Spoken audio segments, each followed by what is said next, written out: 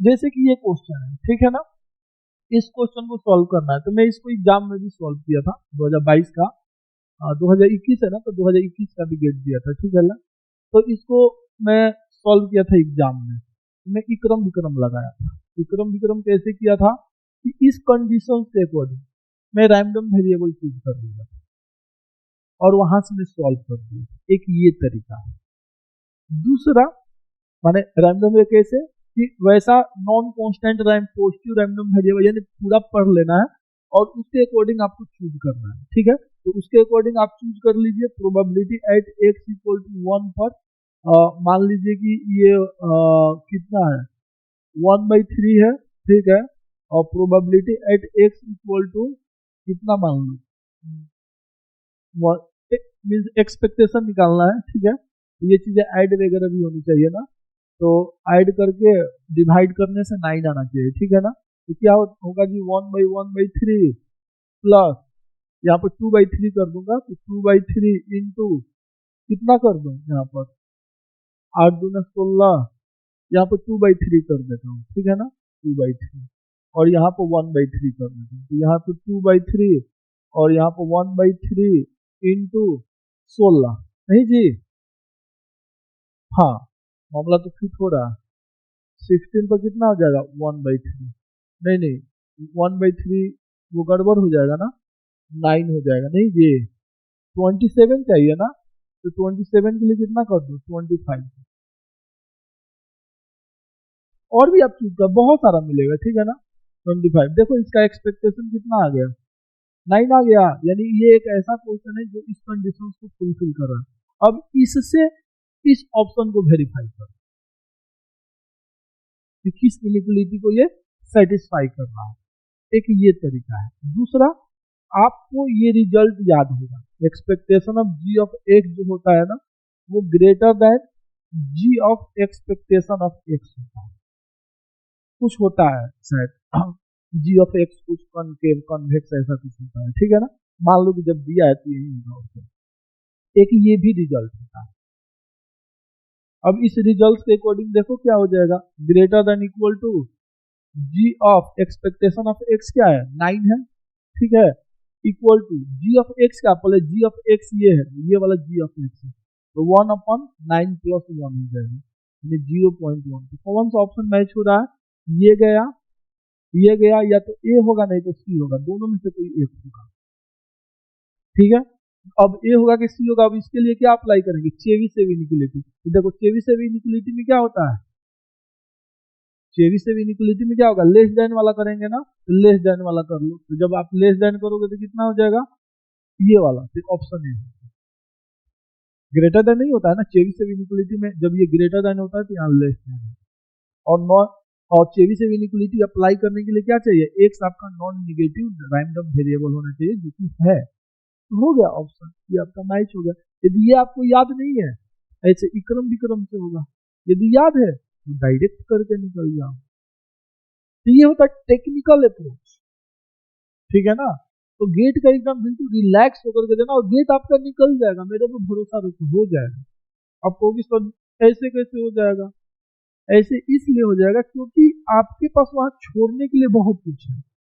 जैब में क्या था ना कि छोड़ने के लिए कुछ था नहीं, आप सब कुछ पढ़ के गए थे, आपको हर एक क्वेश्चन लॉलीपॉप की तरफ ललचा रहा था, ठीक है कि मुझे खा लो मुझे खा लो मुझे खा लो, वहां पर मैं नहीं जानता हूँ तेरे को, मैं ट्राई ही नहीं करूंगा, मुद्दा क्लियर है कि मुझे नहीं करना है।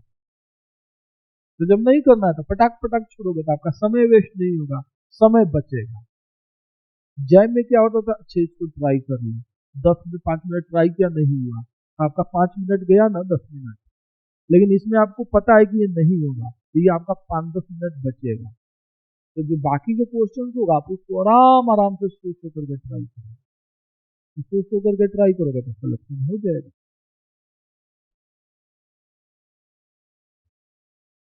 ये तो क्वेश्चन आपके लिए आसान था, देखो मैं ऊपर वाला क्वेश्चन छोड़ दिया, ठीक है। अभिनव कल आपको रिग्रेशन वगैरह का क्लास लेगा, वो ज्ञान नहीं देगा, वो डायरेक्ट पढ़ाएगा, ज्ञान नहीं दे रहा था, ठीक है ना।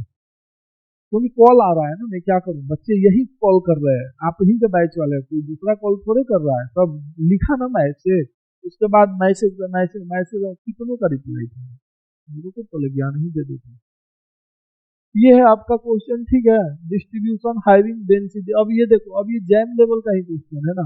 अब पूछ रहा है कि इसमें method of moment of theta क्या होगा, थीटा का मेथड ऑफ मोमेंट। तो मेथड ऑफ मोमेंट में क्या है, एक्सपेक्टेशन ऑफ एक्स थीटा के इक्वल करके देख लो कि कैसे आ रहा है। तो क्या होगा जी, थीटा का इक्वल करके अब कर लेना, ठीक है ना। अब देखो, अब यहाँ पर टेक्निक अप्लाई करना होगा, दिमाग, कि एक्स माइनस थीटा क्या फॉलो कर रहा है, एक्स माइनस थीटा आपका एक्सपोनेंशियल 1/थीटा फॉलो कर रहा है। अब टेक्निकल अप्रोच लेना है। अब ये नहीं कि इसका एक्सपेक्टेशन इंटीग्रेशन से निकाल, और ये शिफ्टेड है तो आपको याद भी नहीं होगा, कितना याद रखोगे, क्योंकि आपके पास वहां समय है, ठीक है ना, तो याद होना जरूरी नहीं है। जहां पर बात बहुत क्वेश्चन छोड़ने की होती है ना, तो वहां पर सब कुछ याद होना आपके लिए जरूरी नहीं है, कम भी याद रहेगा तो चलेगा। कल मैं सीईटी के लिए क्लास लूंगा और उसमें आपको बतलाऊंगा एग्जाम कैसे निकालना है, बड़ी कमाल की चीज है, 90 मिनट का एग्जाम है, ठीक है। तो हमें 90 मिनट का फायदा उठाना है, 15 मिनट कम किया, 15 मिनट बहुत होता है, ठीक है ना। तो चलो है, वो है, तो ये हो जाएगा। तो आपका expectation of x minus theta क्या हो जाएगा, थीटा हो जाएगा। ये वाई ले लो, क्या दिक्कत है, तो ये हो जाएगा आपका 2 थीटा। तो ये हो जाएगा आपका थीटा इक्वल टू 1/2 इसका मेथड ऑफ मोमेंट, ठीक है ना, और 1/2 1/n क्या हो जाएगा, समेशन xi 1 से n हो गए। देखो लो कौन सा मैच होगा, हो गया। तो मेथड ऑफ मोमेंट आसान है। अब इसमें भी आप गलती करके आ गए, अब इसका कोई इलाज नहीं है, ठीक है ना। क्वेश्चन नंबर 4, ये रुड़की का ही क्वेश्चन है, देखो आसान आसान पूछा। अब इसमें कह रहा है कि कौन सा स्टेटमेंट ट्रू है, आपको चूज करना है ना। ये कह रहा है कि इतना यूनिक, ये गलत कर रहा है, यूनिक होता ही नहीं, ये तो कई बार हुआ था ना, कई बार हुआ है, ठीक है। ये क्वेश्चन आपको मिला भी होगा टेस्ट में, वैसे मैं गेट का टेस्ट वगैरह सब ले ही लिया था, ठीक है ना। 90% कॉन्फिडेंस इज नॉट यूनिक, हाँ ये ट्रू है, यूनिक होना जरूरी नहीं है, हो गया। ये आपको याद है कि हाँ भाई यूनिक नहीं होता, कई तरह का होता है ना। नॉर्मल में भी जा सकते हो, इधर भी जा सकते हो, उधर भी दूसरा भी डिस्ट्रीब्यूशन बना करके कनेक्ट कर सकते हो, तो ट्रांसफॉर्मेशन लगा करके बहुत सारे कॉन्फिडेंस इंटरवल आप निकाल सकते हैं, ठीक है ना, अलग अलग फंक्शन के फॉर्म में। इसलिए यह यूनिक नहीं होता है, ठीक है ना जी। चलो, इसके अलावा और भी था ना, और भी है ना, जैसे कि ये है, तो ये वाला कर दोगे तो अलग कॉन्फिडेंस इंटरवल आएगा, ठीक है ना। या इसको अल्फा कैसे भी मान लो, इसमें लड़ाई झगड़ा नहीं करना है, ठीक है। यदि ये वाला कर दोगे, ये अल्फा बाई टू और ये 1 माइनस अल्फा, इसमें अलग कॉन्फिडेंस इंटरवल आ जाएगा। तो आप ऐसे भी देख सकते हो कि कॉन्फिडेंस इंटरवल यूनिक नहीं, ठीक है ना, इसलिए वो देता है। या एमएसक्यू में हमें ऑल पॉसिबिलिटीज पर चेक करना होता है, जैम ने भी पूछ रखा है इसको, गेट ने भी एमएसक्यू में पूछ रखा है, ठीक है ना। ये सब देखना, अभिनव टेस्टिंग वगैरह का डिस्कशन कराएगा, मल्टीनोमियल का वो डिस्कशन कराएगा, ठीक है ना। तो ये सब आप कर लेना, कल ही वो कराएगा। क्वेश्चन नंबर 10, क्वेश्चन नंबर 10 में क्या है, इसका लिमिट निकालना, ठीक है। तो इसका लिमिट निकालने के लिए आपको सोचना है, देखो जब आपके पास कम ही क्वेश्चन करने के लिए है ना, तो आप पूरा एनर्जी लगाओगे, पूरा दिमाग लगाओगे, ठीक है ना, और समय दोगे। और जब आप समय दोगे तो रास्ता निकाल दोगे, ठीक है ना। जैसे कि ये 2 टू द पावर n है, 2 टू द पावर n है, ये है। तो अब आपको इसका लिमिट निकालना है। तो अब आप थोड़ा बहुत कंसेप्ट के बारे में सोचेंगे। तो कंसेप्ट अब वही कि यार ये सेपरेट प्रोडक्ट हो रहा है, पावर में है, क्योंकि मैंने बतलाया था, ये मैं कई बार बतलाया, ठीक है। यदि ए का पावर बी इंटू सी है, सी का लिमिट एग्जिस्ट कर रहा है, नॉट इक्वल टू 0 है, तो इसको फुट पार्ट करके अलग कर सकते हो। मान लो कि एल लिमिट है, मैं फुट करके अलग कर, लिमिट यहाँ पर लगा हुआ है, जो भी लगा पावर में या सेपरेट प्रोडक्ट में, ये दोनों केस में हम काम कर सकते हैं, ठीक है ना। जब भी हो तो हम लिमिट को फुट पार्ट कर सकते हैं, ये मैं आपको कई बार बतलाया हूँ, ठीक है। तो अब यहाँ पर भी वैसे मैं बोल करके निकल जाता, लेकिन काफी लोग नए हैं तो इसलिए मैं ये एक्सप्लेन भी कर दिया, ठीक है, कि आप ऐसे यहाँ पे L into B separate product में सिंपली यदि ए इंटू सी भी है, आपको लिमिट निकालना है और इस सी की लिमिट एग्जिस्ट कर रहा है नॉट इक्वल टू जीरो हो रहा है, तब पुट करके काम को आसान कर सकते हो, कैलकुलेशन को आसान बना सकते हैं। ठीक है ना। बाकी अब एक ही लिमिट आपको अलग से निकालनी पड़ेगी, तो आप निकाल लेना। अब कहोगे सर ये समेशन के साथ भी कर सकते हैं क्या? हाँ, समेशन के साथ भी कर सकते हैं। यदि एक की लिमिट एग्जिस्ट कर रही है तो आप काम कर सकते हैं, लेकिन इसकी लिमिट एग्जिस्ट नहीं कर रही है तो आप नहीं कर सकते। ठीक है ना। एग्जिस्ट करेगा तो ही अलग करोगे, एग्जिस्ट नहीं करेगा तो अलग नहीं करोगे। सेम चीज यहाँ भी है, एग्जिस्ट करेगा तो ही अलग करोगे, एग्जिस्ट नहीं करेगा तो अलग नहीं करोगे। और एग्जिस्ट में भी नॉन जीरो लिमिट होना चाहिए, लेकिन यहाँ पर ऐसा कोई रेस्ट्रिक्शन नहीं है, नॉन जीरो जीरो कुछ भी हो आप पुट करके अलग कर सकते हैं। लेकिन अब ए प्लस बी अपन में डी, अब केवल सी की लिमिट एग्जिस्ट करे तो अब अलग कर सकते हैं? नहीं, अब आप अलग नहीं कर सकते, क्योंकि डिनोमिनेटर में डी भी, तो इसको भी कंसीडर करना है। या तो ए बाई डी कर दो प्लस सी बाई डी कर दो, तब अलग कर सकते हैं। ये सारी चीजें अच्छे से बतलाया गया था, अब वो समय नहीं है। आप अब तक क्या कर रहे थे? चलो, तो यहां से क्या हो जाएगा, limit N tends to infinity. देखो तो यहाँ पर मैं मुझे दिख रहा है कि यहाँ पर ये हो रहा है, पहले 2 टू द पावर n है plus n 2 to the power n sine square n by 2 है। ठीक है ना। और इसको लिख सकते हो n into 2 minus cos 1 by n। देखो तो यहाँ सेपरेट प्रोडक्ट में हो रहा है ना, ये वाली चीजें 2 माइनस कॉस 1 अपन n की लिमिट क्या हो रहा है, 1 हो रहा है, जो कि जीरो के इक्वल नहीं है और एग्जिस्ट भी कर रहा है, तो हम उसको पुट पार्ट करके अलग करते हैं। Limit n tends to infinity 2 to the power n 2 to the power n sine square n by 2 का पावर 1 बाई n। सिंपली अब देखो कितना आसान है। अब देखो 2 to the power n common हो रहा है, तो जो भी चीजें कॉमन हो रहा है उसको निकालते जाओ। ये अब सिंपल कैलकुलेशन है, कंसेप्ट यहीं पर था, कंसेप्ट में अप्लाई कर चुका हूं। अब क्या हो रहा है, अब सिंपली कैलकुलेट हो ये चीजें, तो बस वही मैं कर रहा हूँ, फॉर्मेलिटी निभा रहा हूँ। n sine square n by 2 to the power 1, ये अब इसकी लिमिट निकालना। अब देखो अब ये क्या हो रहा है, n टेंस टू इंफिनिटी। ठीक है ना, ये जीरो हो रहा है ना, जीरो हो रहा है, और ये इंफिनिटी कभी हो रहा होगा। अब ये नहीं कि ये जीरो हो जाएगा, ये भी इंफिनिटी की तरफ ये ऑसिलेट करेगा, ये वाली चीजें ऑसिलेट कर रही है। ठीक है, ये एक तरीके से infinity to the power zero का फॉर्म बन रहा है, मोटा मोटी देखा जाए तो। या कभी कभी हो सकता है कि ये जीरो के भी करीब चला जाए। जब ये जीरो के करीब होगा तो पॉसिबिलिटी है कि ये जीरो के भी करीब चला जाए, ऐसा पॉसिबिलिटी है। ठीक है, माने ये चीजें थोड़ा रैंडम है। ठीक है ना, तो इसको ना लॉग लेकर के एलएच रूल अप्लाई नहीं कर सकते। एलएच रूल हम अप्लाई वहां करते हैं जहां पर इंफिनिटी बाई इंफिनिटी फॉर्म आए, जीरो बाई जीरो फॉर्म आए। यहाँ ऐसा कोई फिक्स फॉर्म नहीं आ रहा है, क्योंकि यह ऑसिलेट कर रहा है। साइन इंफिनिटी क्या करेगा, ऑसिलेट करेगा, तो एलएच रूल यहाँ नहीं लगेगा, गलत हो जाएगा। एलएच रूल यहाँ अप्लाई करना गलत हो जाएगा।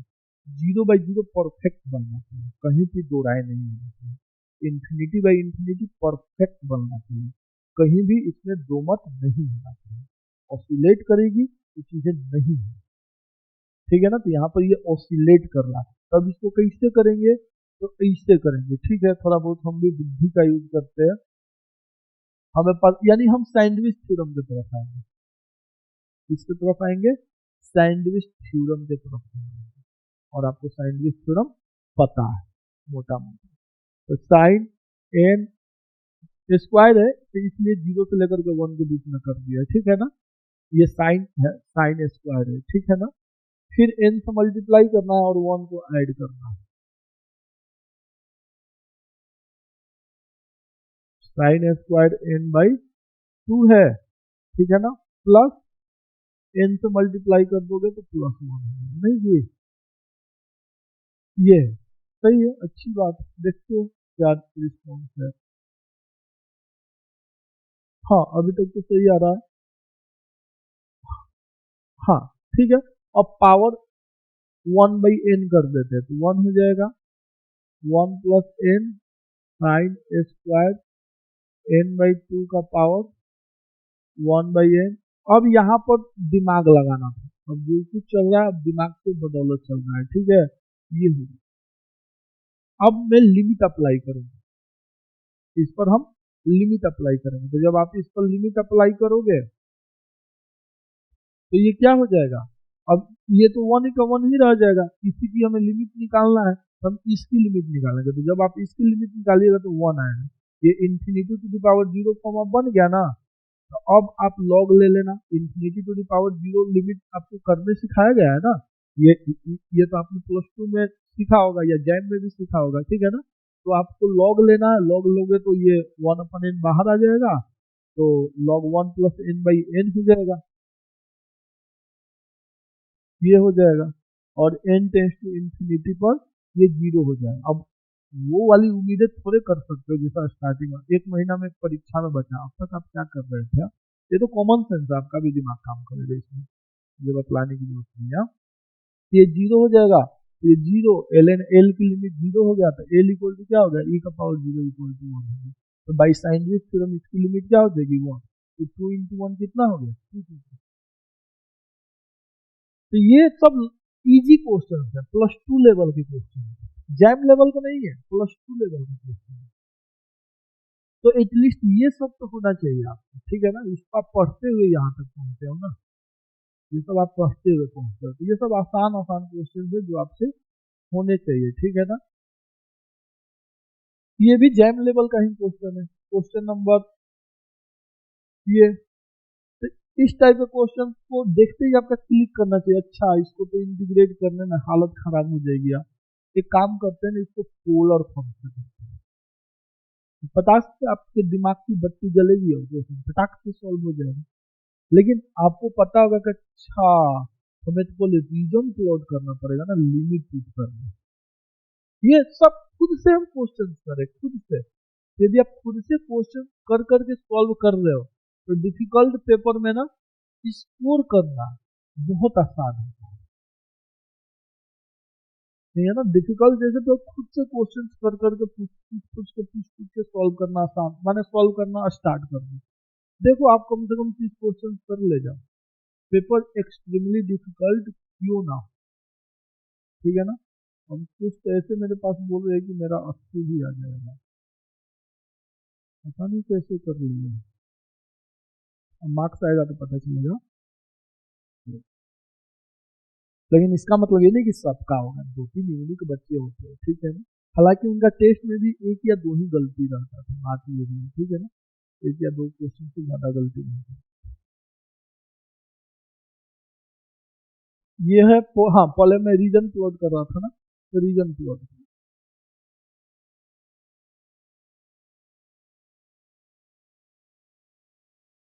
ये y = x है, ठीक है ना। और ये आपका सर्कल का ग्राफ होगा ना, जिसमें y पॉजिटिव होगा तो सर्कल में प्लॉट कर देता हूँ, ये हो जाएगा y² + x स्क्वायरिंग करके, लेकिन y पॉजिटिव है ऊपर वाला पार्ट। अब देखो, अब ये वाला सेक्शन होगा, ये x1/√2 से स्टार्ट होगा, अच्छा x है ना जी, हाँ x1/√2 से, यानी मुझे लग रहा है कि ये 1/2 आएगा पॉइंट ऑफ इंटरसेक्शन। और कहाँ तक है, यहाँ तो मुद्दा क्लियर है ना, ये वाला रीजन हो रहा है, इसमें तो दिमाग ही नहीं लगाना है, नहीं दिखा है, नहीं दिमाग लगाना है। हमारा x क्या हो रहा है, 1/√2 से 1 हो रहा है, 1/√2 से 1, अच्छा ये वाला रीजन नहीं होगा, अच्छा अच्छा जी, बकलोल बनाया है, ये वाला रीजन हो रहा है। खुद ही मेरा दिमाग रुक गया, नहीं नहीं मैं कुछ तो गड़बड़ कर रहा हूँ। ऐसा थोड़े कि मैं याद करके वहां तब पे जा रहा हूँ, बस जैसा दिख रहा है उसके अकॉर्डिंग मैं प्रोसीड कर रहा हूँ, उसके अकॉर्डिंग मैं सोच रहा हूँ और उसी के अकॉर्डिंग क्वेश्चन सोल्व हो रहा है। तो यहाँ पर यही हुआ ना, देखो मेरे दिमाग में है कि ये रीजन होगा, ये मैं क्यों रिजेक्ट कर दिया, क्योंकि एंट्री यहाँ पर हो रही है सर्कल पर। जब आप वाई एक्सिस पे पैरेलल चलिएगा, क्योंकि y की लिमिट है ना, यहाँ पे y की लिमिट है, तो y एक्सिस के पैरेलल चलते हैं, ये मैं आपको 1000 बार बतलाया हूँ। तो जब आप y एक्सिस के पैरेलल चलिएगा तो एंट्री सर्कल पे हो रहा है, exit y equal to x पर हो रहा है, यानी y की लिमिट, y की वैल्यू ये है जहां पर एंट्री होगा, जिस कर्व पर, जिस लाइन पर एंट्री होगा। तो इस, यदि मैं इसको सेलेक्ट करता तो पैरेलल चलने पर एंट्री यहाँ पर हो रहा है, 0 पर हो रहा है, मैं गड़बड़ कर रहा हूँ। लेकिन अब ये मैं रीजन ले रहा हूँ और इस रीजन के अकॉर्डिंग मैं y एक्सिस के पैरेलल मूव कर रहा हूँ। तो देखो एंट्री सर्कल तो हो रहा है, exit y equal to x पर हो रहा है। मैं रीजन जो प्लॉट किया हूँ बिल्कुल ही परफेक्ट प्लॉट हो गया। अब पोलर में चेंज कर दो, सारा मुद्दा क्लियर है। तो आर स्क्वायर आर आर काट के हो जाएगा डी आर डी थीटा, ठीक है ना। आर की लिमिट पुट करना, तो आर की लिमिट के लिए हम क्या करेंगे, ओरिजिन से रे को इमिट करेंगे, दे दनादन दे दनादन दे दनादन दे दनादन दे दनादन, ठीक है ना जी। तो जब हम इमिट करेंगे तो देखो एंट्री किस पर हो रही है, सर्कल पर। तो सर्कल पर आर की वैल्यू क्या है, इक्वल टू 1 है, इसी में पुट करेंगे ना जी। फंक्शन में ही एक्स के जगह पर आर कोस थीटा, वाई की जगह पर आर साइन थीटा पुट करेंगे, आर इक्वल टू 1 है। देखो यदि कोई पहली बार ये सब पढ़ रहा हो तो मैं तो सच बोलूंगी तो हवा तो नहीं रहा होगा, ठीक है।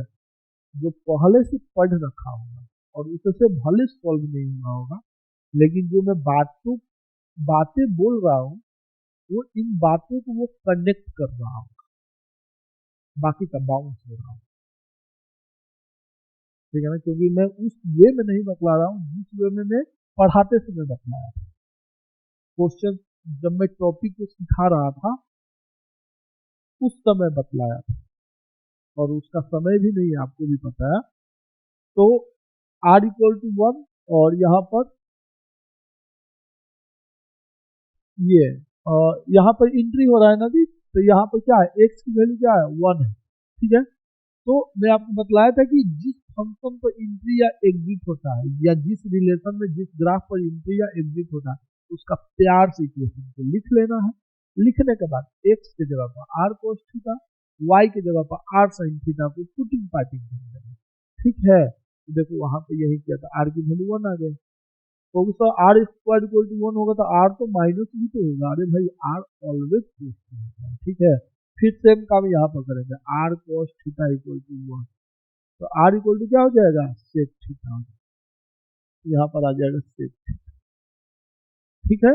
अब लिमिट, तो एंगल, एंगल के लिए क्या करेंगे, हम यहाँ से एंटी क्लॉकवाइज डायरेक्शन में मूव करेंगे। तो 0 पर एंट्री हो रहा है और एग्जिट इस एंगल पर हो रहा है, और ये एंगल क्या है, y इक्वल टू एक्स है ना, तो पाई बाई 4, मिनिमम एंगल 0 है और मैक्सिमम एंगल पाई बाई 4 है। तो इंटीग्रेट कर लो, अब क्या, 0 से pi by 4 sec theta D theta. अब एग्जामिनेशन हॉल में गए और सेक थीटा का इंटीग्रेशन ही नहीं पता, अब कैसे करें। दुख की कमी नहीं है, दुख तो पीछा ही नहीं छूट रहा, तो याद तो होना चाहिए, मुझे याद है, ठीक है। अब मान लो कि सर जी मुझे याद नहीं है, तो आपको याद नहीं है तो फिर क्या कर सकता हूँ, भाई पार्ट लगवा सकता हूँ आपको, नहीं मामला गड़बड़ हो जाएगा ना। तो आपको सेटिंग वेटिंग करना होगा, ठीक है।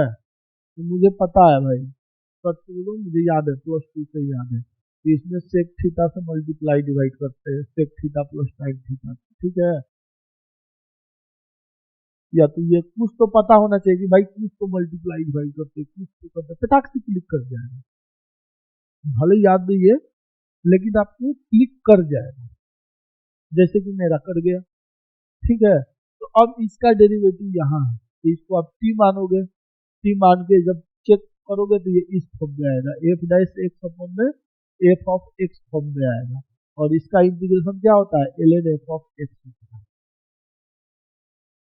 हालांकि यहाँ मोड भी आएगा, ठीक है। तो 0 से पाई बाई 4 है तो मोड की जरूरत ही नहीं, तो इसका इंटीग्रेशन क्या हो जाएगा, एल एन मोड देना चाहिए लेकिन देने की जरूरत नहीं है, क्योंकि एल एन जो थीटा है 0 से पाई बाई 4 के बीच में, ये हो गया 0 से पाई बाई 4।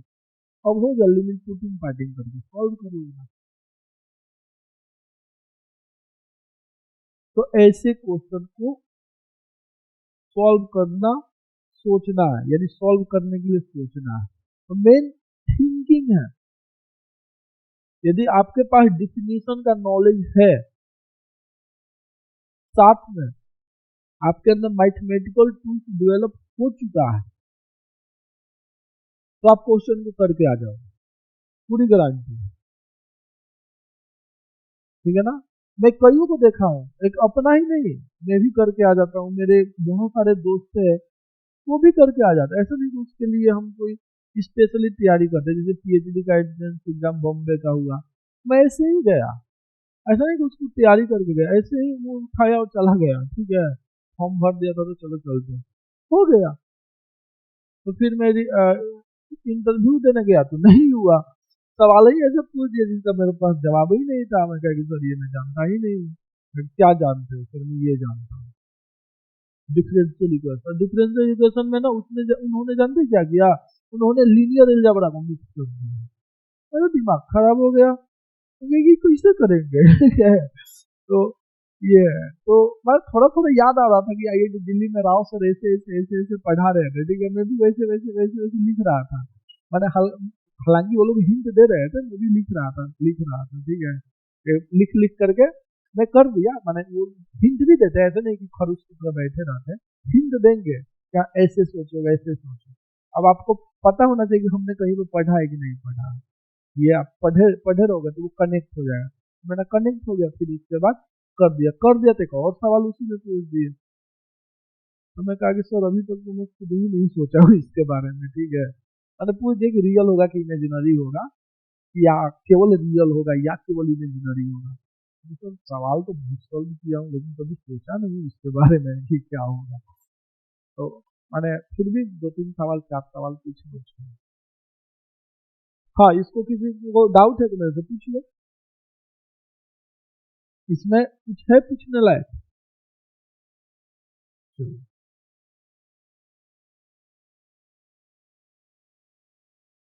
देखो ये है लीनियर अलजेब्रा का सिस्टम। तो लीनियर अलजेब्रा में आपका क्या है यहाँ पर कि ए इक्वल टू आइडेंटिटी सॉरी ए आपका ये मैट्रिक्स है। ठीक है, 3x3 है। करा कि नलिटी ऑफ दिस क्या होगा। तो नलिटी मीन्स क्या निकालना होगा आपको? पहले ये निकालना होगा रैंक करके 3 माइनस कर दो। नहीं जी, number of column minus rank या number of variable minus rank, ये तरीका है। तो वो मैट्रिक्स तो पहले हमारे पास होना चाहिए। तो इसका कैरेक्टरिस्टिक पोलिनोमियल से हम डायरेक्टली जा सकते हैं, पता नहीं आएगा कि नहीं आएगा। दूसरा तरीका है कि ये निकाल के स्क्वायरिंग करके ऐड करके ये से वापस से मल्टीप्लाई कर दो। थोड़ा लंबा प्रोसेस होगा, मैं मानता हूँ, लेकिन हमारे पास समय की कमी थोड़ी है। 3 घंटा है वहां पर। ठीक है, तो बहुत समय मिलेगा आपको। ठीक है ना, मेरा 1 घंटा बचा था 2022 में, आपका भी बचेगा। 2018 में भी बचा था, वहां भी एक मैंने पौने 1 घंटा वहां भी समय बच गया था, क्वेश्चन ही करने के लिए नहीं।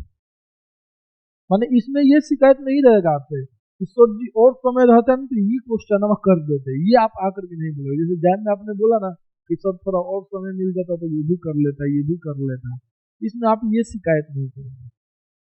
ठीक है ना, कहोगे सर मेरा 1 घंटा बच गया। तो इसको कैसे करेंगे? कैरेक्टरिस्टिक पोलिनोमियल कोई निकाला है?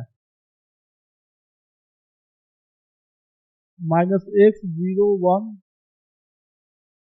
1 -x 0 0 1 -x -x x square +1 1 equal to 0। ठीक है, तो मैं कुछ तो गड़बड़ किया हूँ ना, तो सही किया हूँ, प्लस माइनस प्लस सही है तो किया हूँ। ठीक है, ये हो गया x³ - 1 इक्वल टू 0। नहीं जी, हाँ, तो ये तो हो गया x³ - 1 इक्वल टू 0, यानी a³ इक्वल टू कितना हो गया? आइडेंटिटी हो गया ना, मैट्रिक्स यही कैरेक्टरिस्टिक पोलिनोमियल है, तो मैट्रिक्स इसको सेटिस्फाई करेगा ना बाई केले हैमिल्टन थ्योरम। कनेक्ट होना चाहिए। अच्छा ये हो गया, ए क्यू इक्वल टू आई हो गया, तो काम आसान हो गया, थोड़ा सा तो कैलकुलेशन आसान हुआ ना। अब तो इसे लिंका डिंका करेगा, हमने ऐसे कर दिया, तो क्या आएगा ए क्यू प्लस ए स्क्वायर प्लस ए, नहीं जी, इंटू टू टू। देखो कॉन्स्टेंट से कोई लेना देना नहीं है, ऐसे ही बकलोल बना है, ठीक है ना, तो होशियारी से काम लेना। तो ए क्यू इक्वल टू क्या हो जाएगा, आई हो जाएगा, ए स्क्वायर प्लस ए प्लस आई हो गया ये। अभी आपको ये कैलकुलेट करना है, ये कैलकुलेट करना तो फिर भी बहुत आसान है, नहीं जी, इसको कैलकुलेट करना बहुत ही आसान है। ये नहीं कि ये कर देना, सो जी ये काम करे, आप एक से स्क्वायर फैक्टर कर देंगे, a minus i into a square plus i equal to zero, इसको इधर भेज देंगे, a square plus i equal to zero, सरासर गलत हो जाएगा। इस तरीके से करोगे तो गलत हो जाएगा, इस तरीके से नहीं करना है। यह हो गया आपका, गलत दिशा में लेकर के चला जाएगा, एक भी फैक्टर को इधर नहीं करना, नहीं तो मामला गड़बड़ हो जाएगा, केले हैमिल्टन थ्योरम का सत्यानाश हो जाएगा, ठीक है ना। ये काम नहीं करना, ये इसी फॉर्म में रहना। अब ये ए स्क्वायर करना आपके लिए आसान है, नहीं जी, फिर भी पहले से तो आसान है, मैट्रिक्स ए है, स्क्वायर कर लेना, स्क्वायर करने के बाद ये कैलकुलेट करके एक मैट्रिक्स मान लो कि बी आएगा, अब इस बी का रैंक निकाल लेना, इस मैट्रिक्स बी का रैंक निकालने के बाद अब क्या कर देना, इस मैट्रिक्स बी का रैंक निकालने के बाद वही एक काम और कर सकते हैं क्या, नहीं कुछ नहीं कर सकते, तो मैट्रिक्स बी निकाल लेना, ठीक है ना जी। बी निकालने के बाद इसका रैंक निकाल लेना। मैं आइगन वैल्यू सोच रहा था, इसका आइगन वैल्यू जीरो आ जा रहा है ना, दिक्कत ये होगी, तो इसका आइगन वैल्यू जीरो नहीं आता ना तो मामला फिटिंग फाटिंग, लेकिन इसका आइगन वैल्यू जीरो भी आ रहा है, इसलिए अब हम कुछ कर नहीं सकते, ठीक है जी। तो यही है मिला जुला करके, और क्या मतलब। तो बी निकाल लेना, बी निकाल करके रैंक निकालना, रैंक निकाल करके नंबर ऑफ कॉलम से माइनस कर देना, वही आपका नलिटी होगा, ठीक है। तो ये भी हो गया हमारा क्वेश्चन नंबर 12 हो गया। क्वेश्चन नंबर 13 देखना, ऐसे क्वेश्चन आईएसआई में आते हैं, ठीक है ना। क्वेश्चन नंबर 13 में क्या है आपका, ए कोई मैट्रिक्स है जिसका आइगन वैल्यू 1 और -1 है, ठीक है। जाते समय आपको मैं यूनिफॉर्म कंटिन्यूटी का कुछ कॉन्सेप्ट बतलाऊंगा, हर रोज कुछ मैं नया बतलाऊंगा, ठीक है ना, ताकि जो एक्स्ट्रा चीज है वो थोड़ा बहुत कवर हो।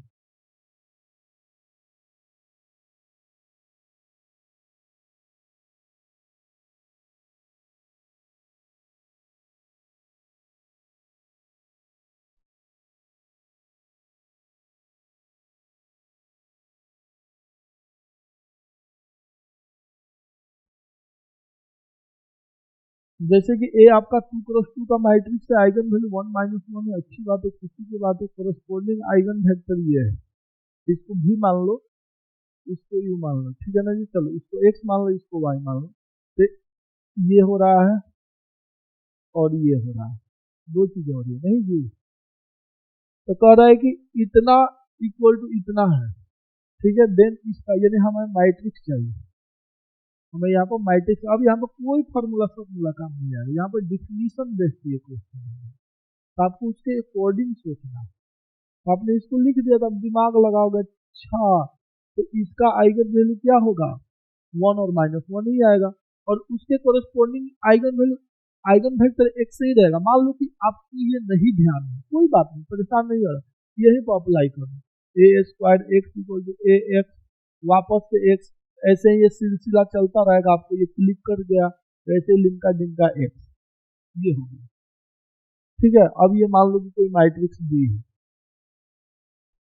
एक्स यही वाला एक्स है, दूसरा एक्स नहीं है, same B Y equal to minus Y ही हो जाएगा, ठीक है। अब सभी कैसे करे, माने घुमा फिरा कर, हाँ वही आया घुमा फिरा कर, कोई दिक्कत नहीं।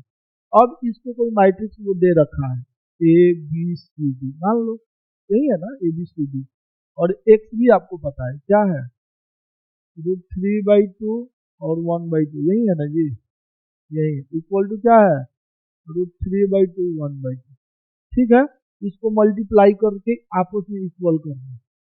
तो 2 इक्वेशन यहाँ से आएगा, चेक कर लेंगे। फिर y को पुट करना, वहां से 2 इक्वेशन आएगा, तो टोटल 4 इक्वेशन, 4 वेरिएबल 4 इक्वेशन। आप इक्वेशन को इजीली सॉल्व कर लीजिए, और सॉल्व करके टू ही वेरिएबल इक्वेशन है, ठीक है ना। इसमें दो वेरिएबल का 2 इक्वेशन, और यहाँ पर दो वेरिएबल का 2 इक्वेशन। तो आप इसको इजीली सॉल्व कर लीजिएगा। सॉल्व करने के बाद ए बी सी डी आपसे निकल जाएगा, निकालने में जोड़ लेना, हो गया। इसमें कोई रॉकेट साइंस नहीं लगाना, यहाँ पर डिफिनीशन के अकॉर्डिंग प्रोसीड करना। और सब कुछ दे रखा है, मैं अपना दिमाग नहीं लगाया, सब कुछ दे रखा है, बस केवल लिखना था, केवल चिपकाना था, तो मैंने चिपका दिया, तो हो गया। तो इतना तो अब समझ में आ रहा होगा ना कि हाँ भाई यहाँ से 2 इक्वेशन, फिर यहाँ से 2 इक्वेशन, यानी यहाँ से 2 इक्वेशन, 2 यहाँ से, 4 variable 4 equation.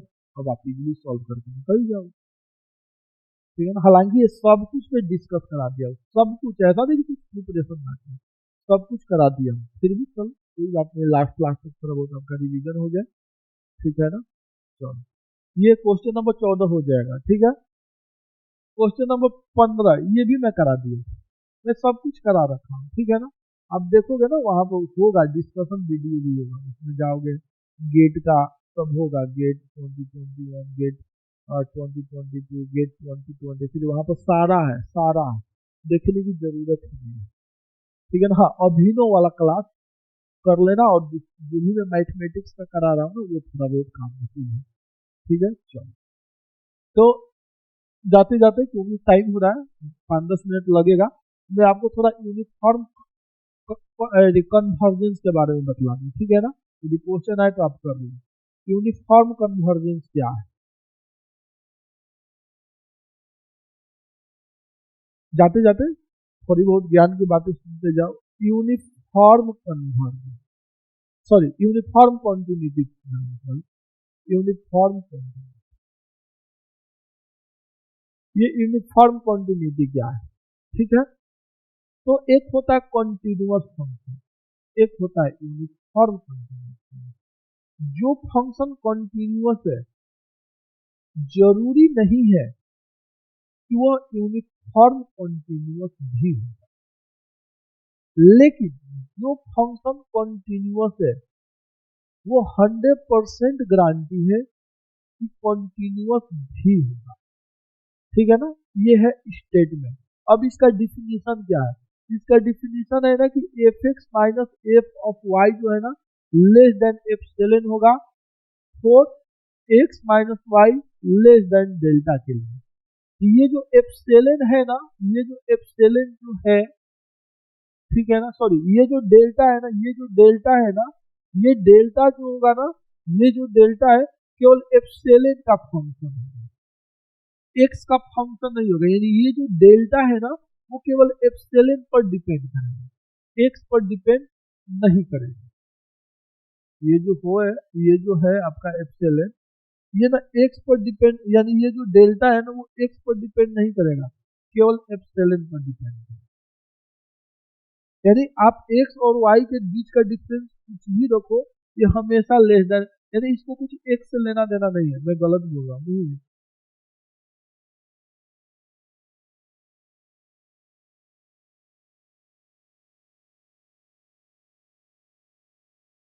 F X minus F Y less than epsilon है, ये तो सही है, ठीक है ना। ये जो एप्सिलॉन जो है ना वो आपका ना मीन्स एक्स का फंक्शन, हाँ ये मैं गलत बोल रहा था भाई। ये जो यहाँ का जो एप्सिलॉन है ना, ये जो एप्सिलॉन है वो एक्स पर डिपेंड नहीं करेगा, एक्स से फ्री हो जाना चाहिए। यहाँ का जो एप्सिलॉन है वो एक्स से फ्री हो जाएगा, यानी epsilon does not depend on depend depend on x, x पर डिपेंड नहीं करना चाहिए। लेकिन कॉन्टिन्यूअस केस में एक्स पर डिपेंड करता है, ठीक है ना। तो वैसे ये आपको उतना पल्ले नहीं पड़ेगा, मैं सीधे रिजल्ट पर आता हूँ, क्योंकि आपका मुद्दे का काम रिजल्ट ही है, और इस पे काउंटर एग्जाम है, ठीक है ना। तो ये चीजें बोलने में मैं बोल दिया इतना आसानी से, इतना आसान नहीं है जब क्वेश्चन को आ जाता है, लेकिन हाँ जो आपको स्टेटमेंट याद है, यदि वो स्टेटमेंट दिया है जो कि देगा, उसके अलावा 2 3 4 ऑप्शन होता है ना, 3 और स्टेटमेंट देगा, तो जो याद है आप उसको टिक कर दो, ठीक है ना। इसमें स्टेटमेंट क्या है कि पहला स्टेटमेंट ये है, यदि आपका F is continuous on compact set, compact set, यदि एफ आपका कॉम्पैक्ट सेट में कंटिन्यू, आपको सर कॉम्पैक्ट सेट क्या है, closed end bounded set, closed end bounded set, या कॉम्पैक्ट सेट को आप गोली मारो, ठीक है, आप सिंपल डालो closed interval, closed end bounded interval, bounded, चलो इसको भी गोली मारो, ये भी आपको पहले नहीं पड़ेगा, स्टैट्स वाले हो ना। ऑन दिस, इसमें यदि कंटिन्यूअस है, यदि फंक्शन इसमें कंटिन्यूअस है, यह यूनिफॉर्म कंटिन्यूअस भी होगा, यूसी लिख देता हूं, यूनिफॉर्म कंटिन्यूअस भी होगा, यदि इसमें फंक्शन कंटिन्यूअस है तो यूनिफॉर्म कंटिन्यूअस भी होगा। यदि फंक्शन ओपन इंटरवल में कंटिन्यूअस है तो इसका मतलब यह मत समझ लेना कि यूनिफॉर्म कंटिन्यूअस नहीं होगा, हो भी सकता है, नहीं भी हो सकता, ठीक है ना। सेकेंड स्टेटमेंट, इसमें यदि आपका एफ डिफरेंशिएबल है, एफ क्या है, डिफरेंशिएबल है, and F dash is bounded है, BOUNDED, bounded on A to B है, ठीक है ना, इसमें बाउंडेड है, तो यहां भी एफ क्या होगा, एफ आपका यूनिफॉर्म कंटिन्यूअस है, यानी कोई फंक्शन डिफरेंशिएबल है, डायरेक्टली कंटिन्यूअस हो रहा होगा और उसका डेरिवेटिव बाउंडेड है, तो फंक्शन क्या होगा, यूनिफॉर्म कंटिन्यूअस होगा। ये थर्ड स्टेटमेंट। यदि आपका एफ कंटिन्यूअस है ऑन ए टू इंफिनिटी, ठीक है ना, and limit N tends to infinity F of x, c है, एग्जिस्ट कर रहा है, दैट मीन्स कि एग्जिस्ट कर रहा है, यह एग्जिस्ट कर रहा है, तो इंप्लाई करेगा कि एफ क्या है, यूनिफॉर्म कंटिन्यूअस है। यही स्टेटमेंट था इसी पेपर में सर, सेम पेपर में ये सेम स्टेटमेंट दिया और इसी को टिक करना, डिटो सेम स्टेटमेंट दिया और इसको टिक कर देना है, ठीक है ना, मैं आपको दिखला दूंगा जाते समय। इसी में यदि एफ आपका कंटिन्यूअस है एंड बाउंडेड है ऑन ए से इंफिनिटी, साथ में मोनोटोनिक है, मोनोटोनिक है, ठीक है, मोनोटोनिक है, तो इंप्लाई करेगा कि एफ जो है यूनिफॉर्म क्वांटिटी, यानी यही वाला रिजल्ट हो गया।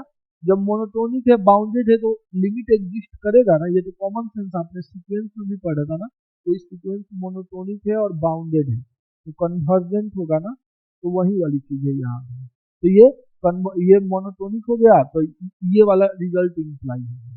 यदि ये चारों स्टेटमेंट आ गया और भी सिक्वेंशियल क्राइटेरिया वो बतलाऊंगा तो एकदम पूरा उलझ के रह जाओगे, ठीक है ना, वो बतलाऊंगा तो पूरा आप उलझ के रह जाओगे, फिर भी जाते समय बतला देता हूँ, लेकिन वो आपको पल्ले भी नहीं पड़ेगा ना। जैसे कि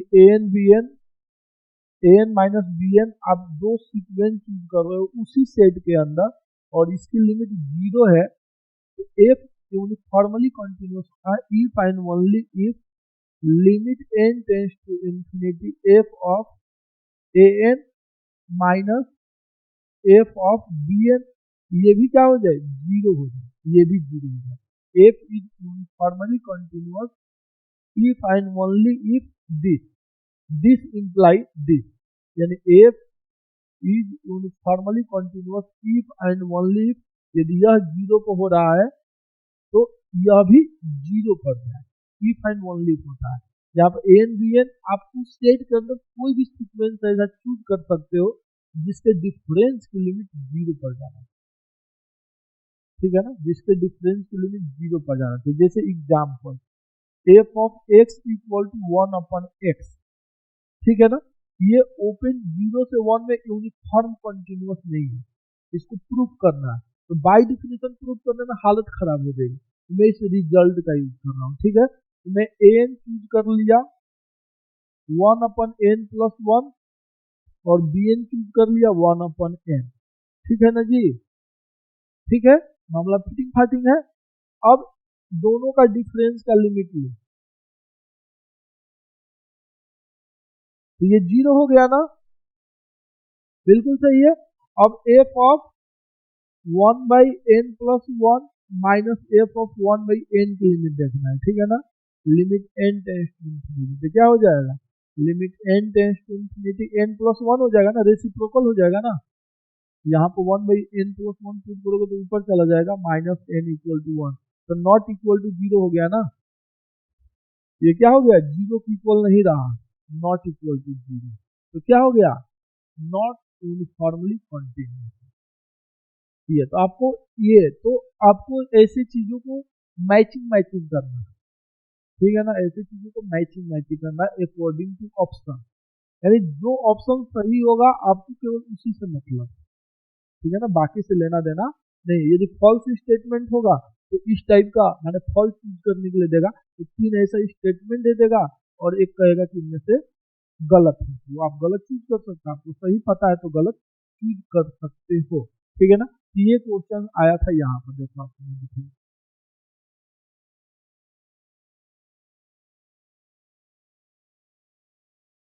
कहीं तो होना चाहिए, हाँ है, अच्छा ऑप्शनल है ना, ऑप्शन अभी आया ही नहीं होगा, ऑप्शन वाला कहीं तो होना चाहिए, हाँ देखो